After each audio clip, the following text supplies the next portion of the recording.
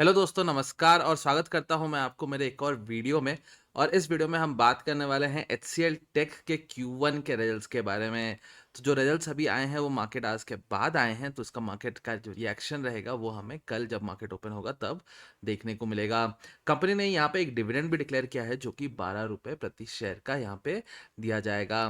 अगर हम यहाँ पे रेवेन्यू फ्रॉम ऑपरेशंस की हम बात करें तो वो 30,000 करोड़ 30,350 करोड़ के आसपास आता है, और वह दिखा quarter on quarter 0.3% and year on year 6.5% से जंप करता हुआ दिख रहा है। तो एक्सपेक्टेशन लाइन में ही आता हुआ दिखा है। रादर थोड़ा सा बेटर देन एक्सपेक्टेड ही यहाँ पे रेवेन्यू के नंबर्स आते हुए दिखे हैं। लेकिन अगर हम प्रॉफिट की अगर हम बात करें तो प्रॉफिट बिफोर टैक्स आता हुआ दिखा 5,180 करोड़ के आसपास।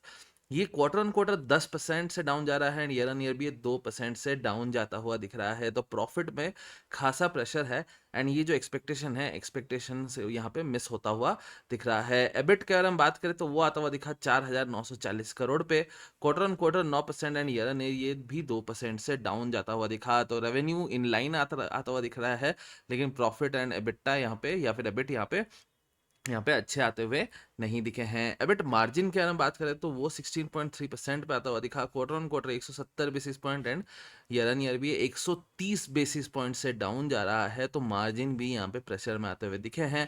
पैट रहा 3,844 करोड़ पे, quarter on quarter 11% and year on year ये 4% से डाउन है। ईपीएस भी 14.18 पे आता हुआ दिखा। लास्ट क्वार्टर नंबर 15.19 पे था एंड लास्ट ईयर नंबर 15.7 पे था। तो ओवरऑल देखें रिजल्ट्स यहाँ पे अच्छे आते हुए नहीं दिखे हैं। इवन जो एक्सपेक्टेशन में यहाँ पे मिस आता हुआ दिख रहा है। अब देखना तो यही रहेगा कि यहाँ पे जो गाइडेंस है वो कंपनी किस प्रकार की देती है। इन्फोसिस और एचसीएल टेक यही दो आईटी कंपनी हैं जो यहाँ पे गाइडेंस देते हैं। तो गाइडेंस का क्या नंबर आता है एंड आज का जो कॉन कॉल है रात के 8 बजे, उसमें यहाँ पे क्या उभर के आता है वो हमें एज इन्वेस्टर्स देखना होगा। अगर हम स्टॉक के परफॉर्मेंस की अगर हम बात करें तो 3 महीने में ये स्टॉक 16% से जंप जरूर किया है, लेकिन फिर भी अगर इस साल का देखें तो इस साल ये स्टॉक अभी भी 16% से स्टॉक डाउन है। एक साल में 3% का रिटर्न है, 2 साल में 40%, 3 साल में 79%, 5 साल में 173 एंड 10 साल में 238% का रिटर्न आ रहा है। तो 2 साल या उससे ज़्यादा अगर किसी ने ये स्टॉक को होल्ड किया है तो यहाँ पे जो रिटर्न आए हैं वो यहाँ पे सेंसेक्स को बीट करते हुए दिखे हैं। नहीं तो यहाँ पे लास्ट कुछ सालों में बिकॉज आईटी यहाँ पे अच्छा परफॉर्म नहीं कर रहा है तो उसके कारण यहाँ पे हम स्टॉक में गिरावट आता हुआ देखे हैं।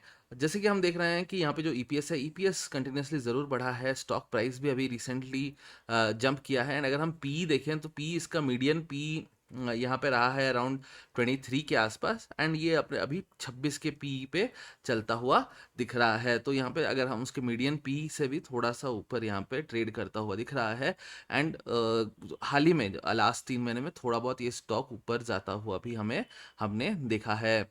अगर हम स्टॉक के परफॉर्मेंस के बारे में बात करें, माफ कीजिएगा ये गलत डाल दिया है। अगर हम यहाँ पे स्टॉक परफॉर्मेंस की हम बात करें तो 10 साल कंपाउंडेड सेल्स ग्रोथ 14% पे है।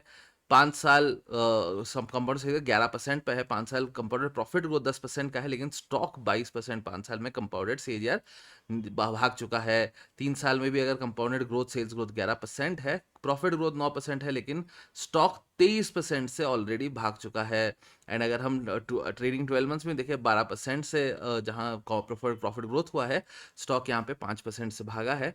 तो यहाँ पे देखिए तो स्टॉक ने अच्छा रिटर्न ज़रूर दिया है एक्सपेक्टेशन के हिसाब से। एंड कल अगर हम यहाँ पे मार्केट ओपन होने के बाद बिकॉज रिजल्ट इतने अच्छे आते हुए नहीं दिखे हैं तो यहाँ पे हम स्टॉक में खासा प्रेशर आता हुआ देख सकते हैं। अगर हम शेयर होल्डिंग पैटर्न देखें तो शेयर होल्डिंग पैटर्न यहाँ पे प्रोमोटर होल्डिंग 60.2% पे कांस्टेंट है। अगर हम देखें तो लास्ट क्वार्टर में F I Is and D I S का होल्डिंग अच्छा खासा रहा है 34-35% के आसपास एंड पब्लिक का होल्डिंग यहाँ पे 4.4% रहा है। तो इंस्टीट्यूशनल जो इन्वेस्टर्स हैं उनका यहाँ पे खासा अगर हम देखें इंटरेस्ट आता हुआ दिख रहा है। लेकिन ओवरऑल देखें रिजल्ट्स तो इतने अच्छे आते हुए नहीं दिखे हैं इस क्वार्टर। यहाँ पे एक डिविडेंड भी डिक्लेयर किया है जो कि 12 रुपये प्रति शेयर का आता हुआ दिखेगा। तो आशा करता हूँ आपको वीडियो अच्छा लगा होगा। अगर आपको वीडियो अच्छा लगा तो मेरे चैनल को सब्सक्राइब करेगा, वीडियो को भी लाइक करेगा। हम मिलेंगे नेक्स्ट वीडियो में, तब तक के लिए थैंक यू। जय हिंद।